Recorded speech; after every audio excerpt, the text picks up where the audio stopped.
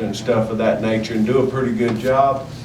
Well, when our nursery person retired and we hired or contracted that out for the courthouse and various other areas, they're a lot more successful at trimming and doing stuff of that nature. So I just, out of abundance of caution, I just tell you that I would hate for your efforts to go south on us, so to speak, because we're not very good. We'll probably cut them at the wrong time. We'll probably, you know, something will happen to them, but that's clearly something that's needed. Beautification in and around our city and county limits. The city does a better job at it than we do. They really do, but they have staff dedicated that are more, they do these flowers along the railroad tracks, and they're pretty good at that stuff. But I can just tell you, we got a lot of roughnecks. We don't have any choir boys, and I'm not saying the city are choir boys, but we're pretty good at butchering stuff. We can get a tree down for you, or you know, sight distance cleared or whatever. But I'm just not sure how successful we'd be at dealing with roses. Now, roses are kind of a finicky thing, and if I know anything about them. The knockout roses are pretty sturdy. Okay, well, it has to be bulletproof. I would recommend you stay through railroad ties or something. They'd probably go to fertilizer and spray them with Garland or something in our bunch. I think the biggest problem is if they were very pretty, people stop by and steal them. Well, I don't know. I'm just being honest that we're pretty good butchers of good quality landscaping. I'm not even sure how successful we would be with azaleas, which are very resistant to pruning at any time or whatever. Well, we want to put the red knockout roses, and I think that would be a step in the right direction. It really would, I think. And I think that they would pretty well thrive themselves, because I've noticed knockout roses. Would you forgive us if we killed them, for lack of a better term, Miss Hurst? Would we be forgiven, or would it be a sin held against us forever? Well, most of the road that you're talking about is state highway. Right, and we're not sure the soil type or whatever, could be manipulated, but a lot of the material that goes in and around islands and on the shoulders of road are what they call unclassified borrow, and it's not good material. The borrow that they put under the lanes is a more stable borrow. Now, they grow grass, they grow the coastal Bermuda grass, relatively, and noxious weeds, for lack of a better term, but that need to be mowed. It does grow, but it's normally unclassified borrow. And what we found when we build decel lanes or do stuff of that nature for capacity or whatever we're doing in and around state and federal corridors, what we dig up is gumbo-like clay. It's not, it's not easily penetrated with the shovel and stuff of that nature. So you may wind up out there planting with a jackhammer, for lack of a better term, or try to. Would y'all allow us to do this? That's entirely, It's fine with me. We're all about beautification. Yes, ma'am. If y'all want to plan, have at it. Yes, ma'am. I just don't want, sins of the past to be forgiven, because we pretty much, we can butcher something up pretty good. And I tell people that all the time. I said, it's about a guarantee. If we transfer, it's gonna die. It's gonna look like it's in the desert. Well, we would like to give it a try. That's the reason we're proposing to do it on a very small scale, to start with. Absolutely. You got our blessings. Okay, all right. We appreciate you. What you We do. appreciate your. Well, I had to have your approval Yes. and get back to the DOT, At their direction, I'll provide you with a letter, and if you could correspond back and forth, and then we'll identify locations and stuff of that nature more specifically than what you're saying. Now, those roses, what size are those roses? I mean, are they tall bushes, short bushes, big, small? No, well, they're short, and they're, DOT, you cannot have anything more than 4 inches in diameter. Okay. You know, I mean, it's the forest, the stalk The flowers, goes, yeah. yeah. So that's the reason we proposed to do. Okay. We thought about trees, you know, and this sort of thing, but you can't obstruct the median because people need to be able to see, you know. And we didn't want to do that anyway. Mhm. But we did want to make it look better if we can. Well, our attorney would draft a disclaimer that's about 3 pages long. I'm just gonna, I'm gonna get another one at tape there, and we'll just transcribe that right there. I can't draft it one as good as that. Well, we appreciate your time. Thank you. Thank you for coming. Thank you. Good day. All right. Next person, Mr. Jody Poncell. You come up, please, sir. State your name, don't have to know your name, but for the record and the address, please, sir. I'd like, if I could, to provide a letter to each one of the commissioners. That'd be, okay. Make sure the clerk does one. I'll pass them this way if you'd like.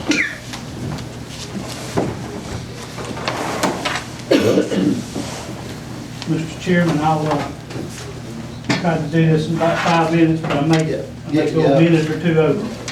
Give us your name and address for the record. Jody Poncell. And address.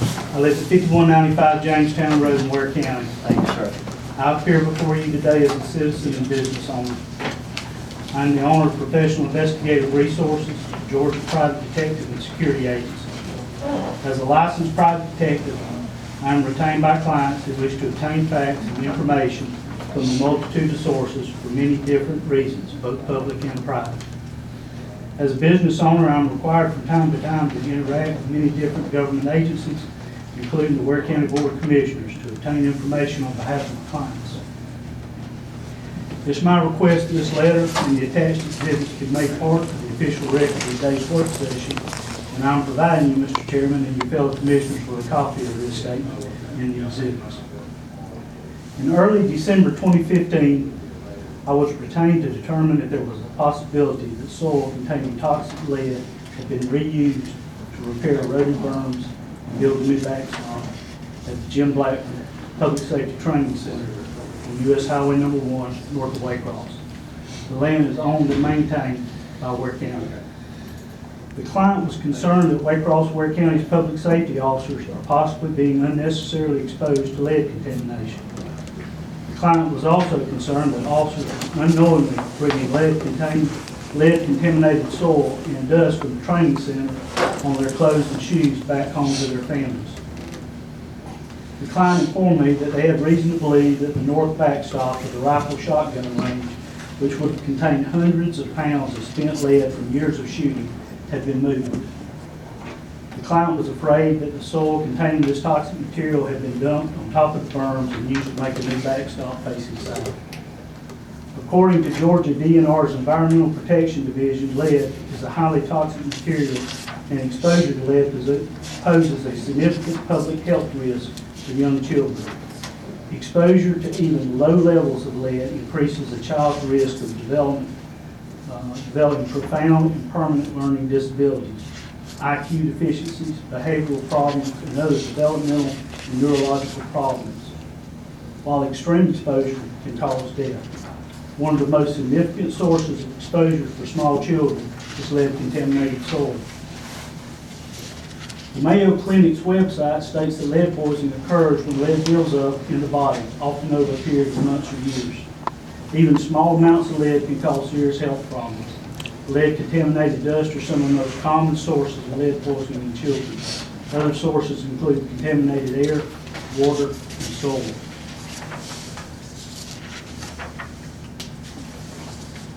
Because lead is highly toxic to humans, especially small children, I prepared a Georgia Open Records request to the Ware County Commissioner's Office, asking some very basic information to help in determining if lead at the firing range had been removed or just simply reused.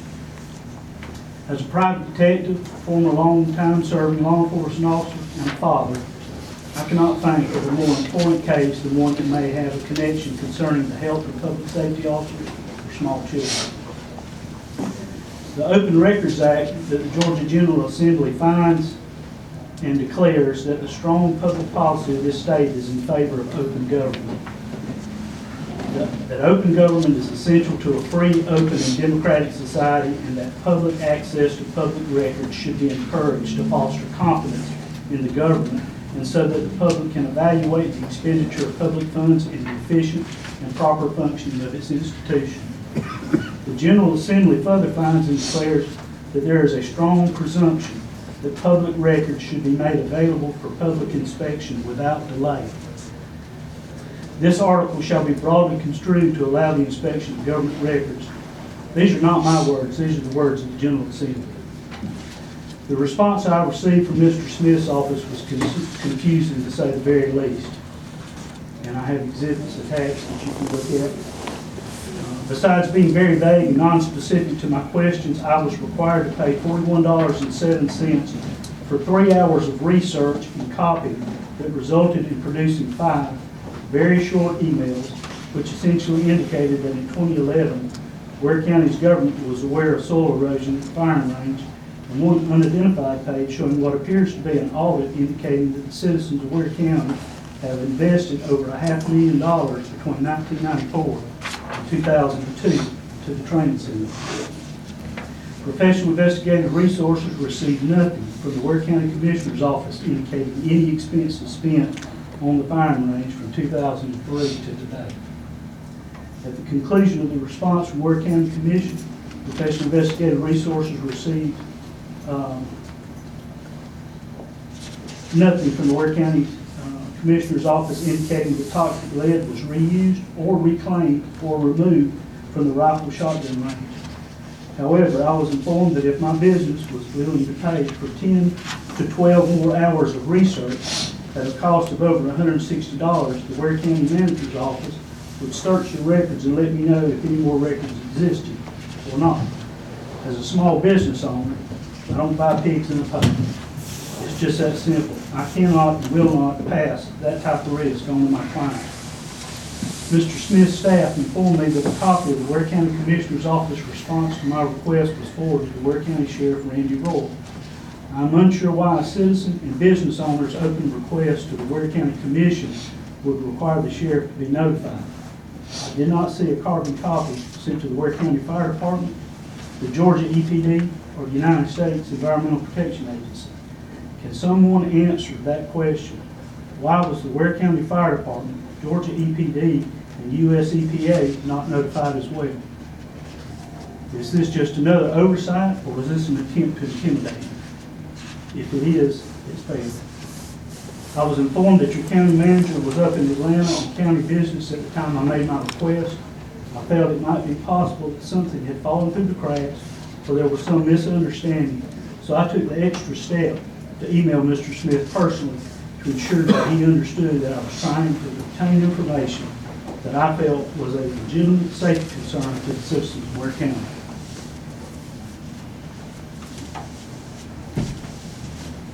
Mr. Chairman, as you can see by the email, my concern for the safety of Waycross Ware County's public safety officers received a less than enthusiastic response by your representative.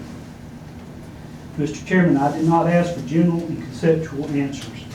I asked for very specific information concerning potential public safety issues that could possibly involve contamination of the soil and groundwater of Ware County. Mr. Chairman, the county manager's response to my open records request has left a lot to be desired. I found it quite disappointing, disingenuous, and childish. Instead of being straightforward, helpful, and honest about the request, the response failed to provide any relevant records concerning my request. And on top of that, it was misleading. Mr. Smith's response leaves this investigation left with more questions than answers.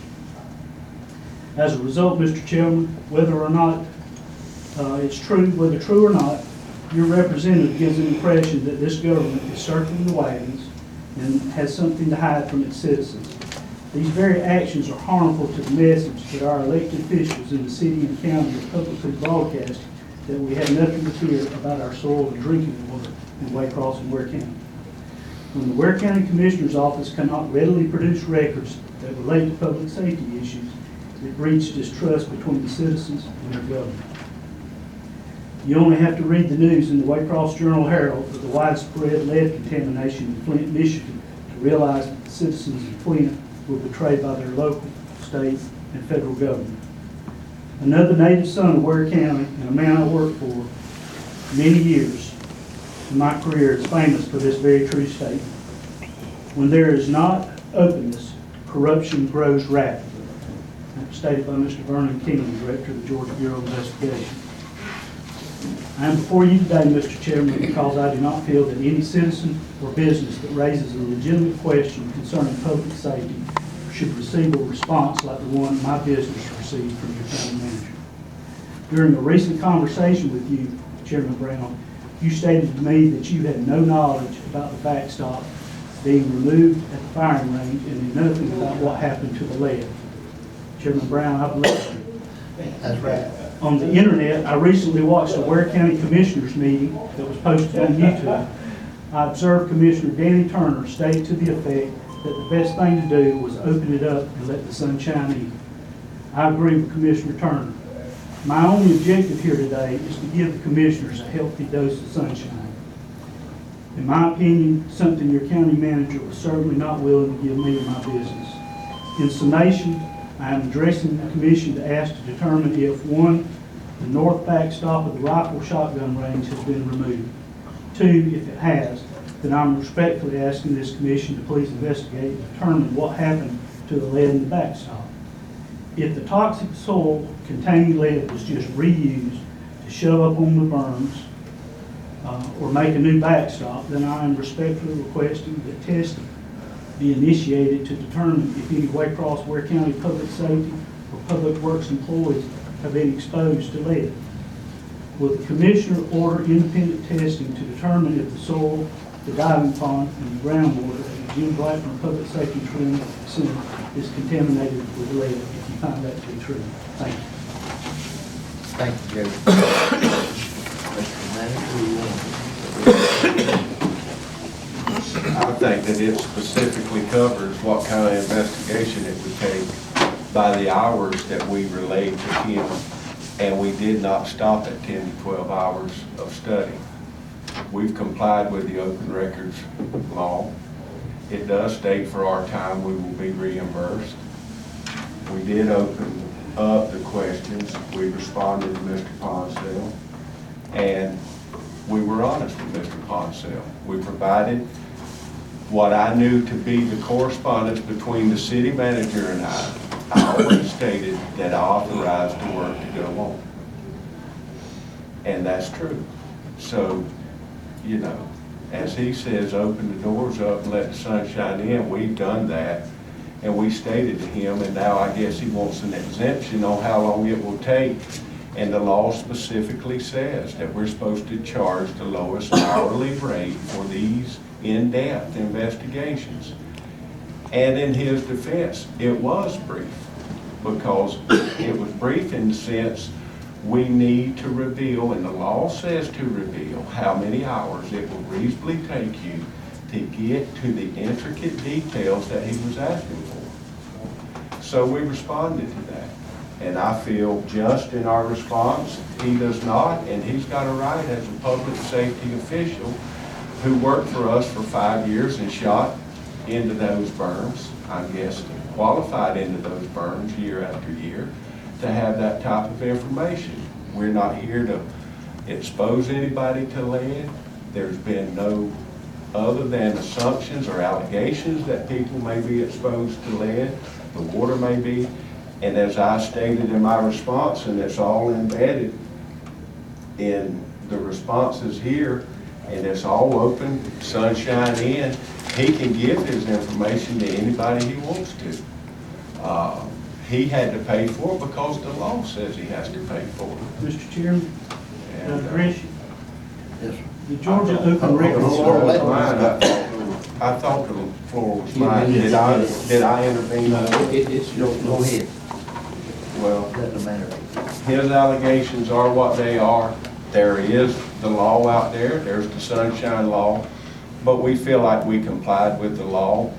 He feels like they're vague and conceptual, and I think I state that for more in-depth you know, to dig through the files. I did not work for Ware County when this center was built. But I was the one, and I stated to him, I was the one that authorized the shoring up of berms. He took offense to that, says it's an earthen backstop. Well, it's an earthen backstop. I authorized shoring up the earthen backstop. I'm not aware of any spent lead being moved off that site. I'm not aware of any EPD requirements that we test that lead. But if I dig into the law more and find things where we may have done that, we may have put some kind of protective measures that I'm not aware of in place, then all those things will be revealed with lengthy investigation. But I can't just give up on my time freely, and the law says that I shouldn't for these in-depth investigations. And so, long story short is, all my responses are right here. He said misleading. I responded back to him that I thought that there was a typo on one of the questions and that I apologize if he was misled. I think we all know what this is. We can all call it what we want to, but I'm not trying to not disclose anything to Mr. Ponsell.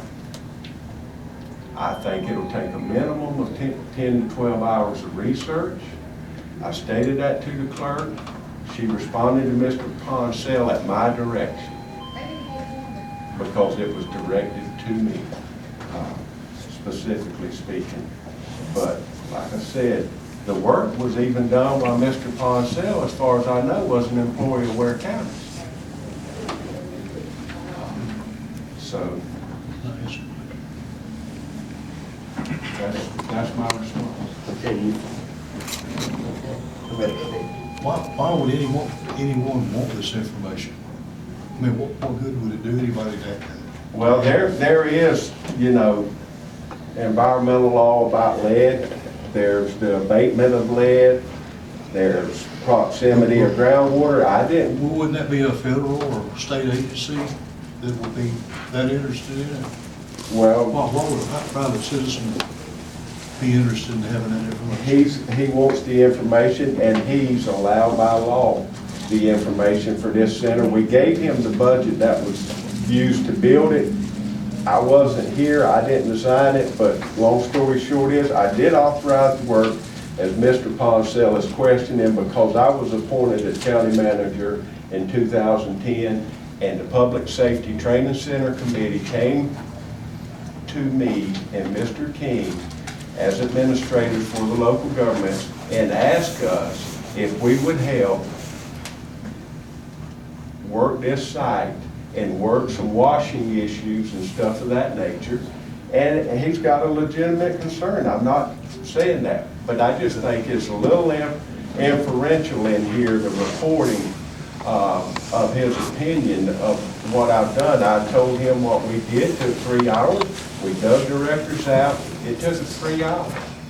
I'm not marginalized. I can't charge at my rate. We have to charge at the clerk's rate. So I still have time in it, so to speak. And we dug through those records to try to get him a conceptual response of how long it would specifically take, or we feel like. And we even left a disclaimer in there that it may even take longer than this. And if you authorize this work, we'll put in the 10 to 12 hours, we'll report what we found in 10 to 12 hours, and then if it moves on, then we'll report that to you. That's what the law says you're supposed to do.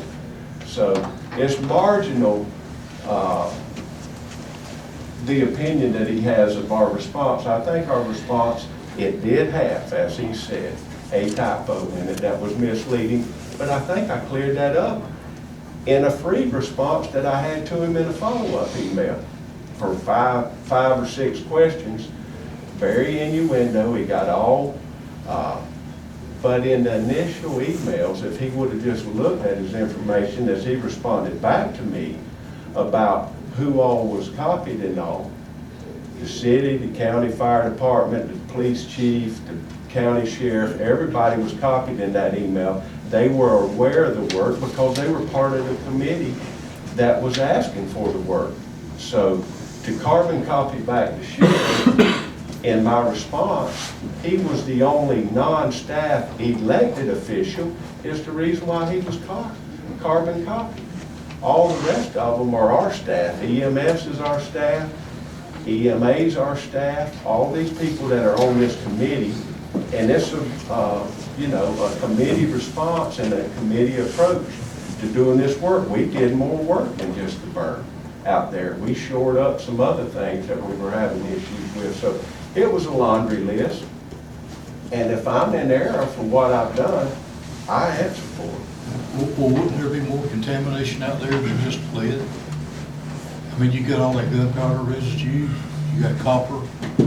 I'm not a chemist, I am responsible. Yeah, you got, as a- when somebody fires a gun, they're smelling the lead and the powder from the discharge, handling the hot lead and the bullet. It smell like they come more in contact with lead there than they would walking across it.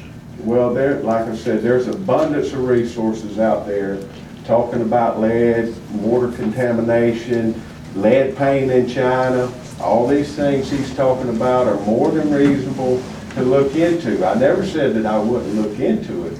I was not aware of any mandate that we had to test it. It's like when you have a landfill, you test it annually, EPD mandates that.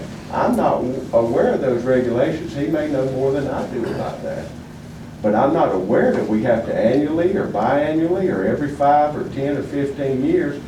Yes, he's talking about moving lead or whatever, and if that's the case and somehow we got cross-contamination, if we need to look at it, you order me to look into it, I will. Mr. Chair, Yes, sir. may I ask a question? Yes, sir. Is this a two-way street as far as information goes? He keeps referring to his clients. Who are the clients? I mean, you're telling us you have clients and you're asking on their behalf. Is that something that anyone's entitled to or privy to? Anybody. Mr. Poncell can make that request on his own behalf. He can make that request on behalf of somebody else.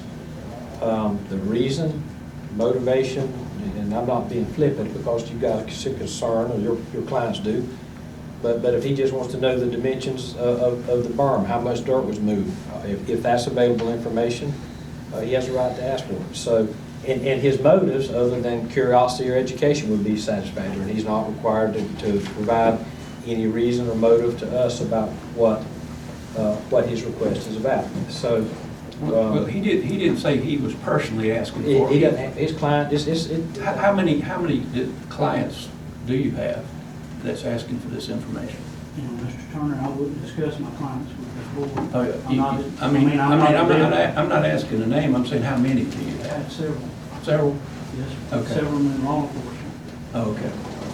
And to address you to that issue, and Mr. Dixon, on the shotgun and rifle range, more than anything, you have officers that lay prone, they shoot rifles and shotguns, they do it from a kneeling position, they also do a lot of other police training activity in that area. I want a simple answer, and that was what I asked. Is the lead that was in the backstop, has it been removed to another location? Not going to mince words from Mr. Smith, but he knows if you move the lead or not. That's all I'm asking. And Well, y'all are here. You had to be concerned though, because I wallowed in it for 34 years. Gene, have you ever had your blood tested? Yes, I have. You have any lead? No. Well, lead poisoning and lead contamination is very susceptible to children. You have a deputy sheriff right there, there's a fireman back here. Those folks go on that range and they have children, they have wives when they come home. All I'm asking is this: if the berm was redone with contaminated soil, I'm asking to have a straight answer. Mr. Rowell, the law under open records, I think you will know, I don't think that was the intent of the General Assembly, that if I ask for a record, I'm told I have to pay up front to get the record. As any businessman, if you had gotten the records I asked for and submitted an invoice or a bill, I would pay it. But I'm not going to pay you $10 to $12 worth of, or 12 hours worth of search for something you don't even know if the records exist. And I don't think that's fair. I don't think it's fair to any of these citizens, if they want an answer to a question, to be told, well, you pay us, and we'll get to the answer later and get it back to you. I don't think that's what's happening. Would the research be the same? No, the Georgia law actually states that there's no requirement for any municipality, city, or county to charge a fee for open records. That was a decision made either by Mr. Smith or the county commissioners. There's nothing in the Georgia law that requires that. I mean, as a mandate, as a matter of course, the rule is this: you have a right to make the reasonable copying fees, copying fees where it requires research. Mr. Smith has articulated exactly what the law is. Now, I haven't, until today, I'm not familiar. I didn't look to see your records request, so I don't know the depth and breadth of the response. But I don't think that what Mr. Smith is, his reply, I think, is in keeping with what I understand the law is. Now, that's where I'll see that. So, the question is where we are here today is basically, as I understand it, you got a house, what you perceive to be additional work needs to be done, that the county's asked for money to pay for that research to be done. You don't think you should have to pay that? Well, no, I don't mind paying, but I'd like to know what I'm paying for. Because the response, and if you'll read it, the response I got back from Mr. Smith basically said that they had done a cursory or a brief search. These are the records they found, and they didn't return anything else about what I actually requested for. And basically said, if you're willing to pay 10 to 12 hours worth of more searching, we can tell you if we have any records. I don't think that was the intent of the legislature, and I don't think that's the intent of the Georgia Open Records Law. But be that as it may, the only question I really would like to know right now is where's the lead? If anybody here sitting at this table can tell me, where is the backstop that contained hundreds and hundreds of pounds of lead? Was it used to put that dirt back on top of those burns, which every time it rains is going to wash it right back down on the ground where these officers are? That's my question. All right. Sounds good. I don't think anybody here has an answer, and so I think what we need to do is we'll spend some time with Paul, look at where it's at, and we have to get back to you one way or the other. That's all I need to do. Well, sir, if you can provide the records at any point, I'll be glad to pay for them. Well, but I'm not proceeding with that. I'm not arm wrestling with you over what the intent of the legislature is, but I don't know that I would agree with that either. But what I'd say is, we're not going to resolve that today, and I'll need to talk to Paul and look at the material we have, and then let's try to figure out how to proceed. Okay?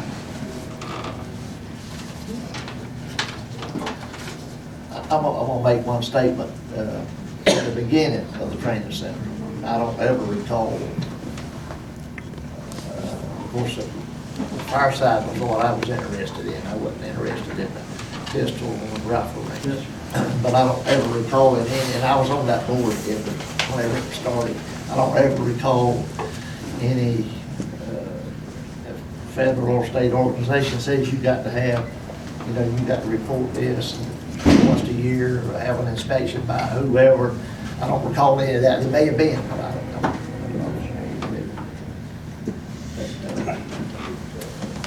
Any other questions for Joe? Thank you for coming. Appreciate it. Yes, sir. All right. Ms. Gina Bagley. State your name and address for the record, please. My name is Gina Bagley, and I reside at 7880 Payson Road in the Beaver community of Ware County. And the point of my visit here today is, I'm sure that you all are aware that there's been a, while we can certainly appreciate the efforts of the DOT and the Ware County Commission to keep us safe, Hog Creek Bridge has been closed in our community. To us, that's kind of like it was in the Civil War when the North's been divided from the South.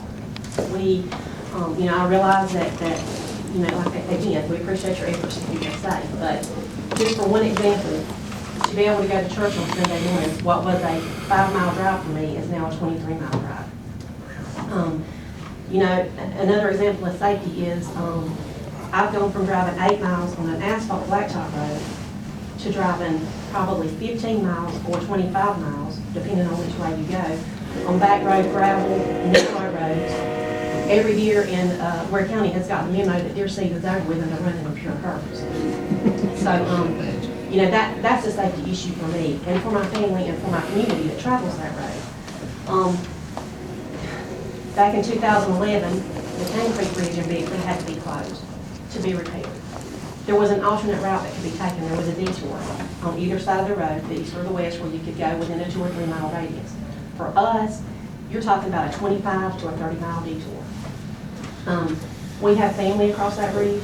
You know, like I said, the north and the south. My sister-in-law lives 5 miles from our in-laws. It's her daily chore to go and check on them while the rest of us are at work with peace of mind they're taken care of. Now, she's traveling 25 miles one way to just make sure they're okay. I'm here to ask you on behalf of you, please don't let this thing run on. The bridges on 158 are planning on being taken out in the next 18 months. You know, there's a bridge that we go through on Nichols Highway, on the Nichols Highway to come into Ware County. We live in God's country, but we're inundated by Mother Nature sometimes. Not too many years ago, one of those tropical storms came through and washed that whole road out. You know, we were cut off from Ware County that way. As far as our safety, I realize that it's 6 of one, half dozen of another which way the emergency vehicles get to us. You know, that's not a real concern of mine. A couple of weeks ago, Sunday night was a week ago, as a matter of fact, my father-in-law developed chest pains. To take him to the hospital in Alma, that was another 10-minute ride. You know, as the first man stated, 5 to 10 minutes in a cardiac case is a big difference.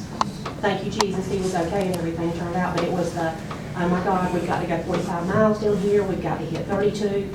And for you who are not familiar with Highway 32, that's the equivalent of 84 from Manor into Waycross. You've got heavily traffic, you know, and big trucks, and it's very dangerous. So, you know, for us, we prefer traveling out US 1 on the 4-lane highway as opposed to the 158 and into Quarters E. Now, working with the government, nothing happens in a hurry. We're all aware of that. What I'm here to ask you today is consider an alternate bridge for us. Can they make a temporary way for us to get across there? This thing could rock on. I know Hog Creek rocked on for about 18 months. I mean, the Cane Creek Bridge for about 18 months. But again, we had a detour we could take. In this situation, there is no detour that can be taken. So I'm just here on behalf of the citizens in our community to ask you guys to please consider, you know, and I work in the medical field.